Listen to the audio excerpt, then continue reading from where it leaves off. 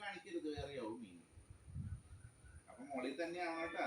ഇങ്ങനെ വന്ന കൈ ലാസ്റ്റ് ഇങ്ങനെ ഇവിടെ എത്തരുത്. അതിന്റെ അർത്ഥം വേറെയാ, അറിയാലോ. അപ്പൊ ഭുവനം എന്ന് പറയുമ്പോ ലോകം. യസ്യ എന്ന് വെച്ച് കഴിഞ്ഞാൽ ആരുടേതാ. അപ്പൊ ആരുടേതാന്ന് ചോദിക്കുമ്പോ നമ്മള് ഇങ്ങനെ ചോദിക്കില്ല. നമ്മൾ ആരുടെയും അത് തന്നെ, ഈ തലനക്കൊണ്ട് എനിക്ക് വേണ്ടത്.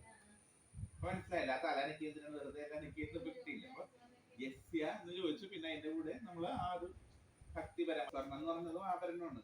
ആഭരണങ്ങൾ, ആഹാര്യം എന്ന് പറഞ്ഞാൽ ആഭരണങ്ങൾ, ആഹാര്യം. ചന്ദ്രതാരാദി, അതായത് എന്താണെന്ന് അറിയാലോ, ചന്ദ്രൻ.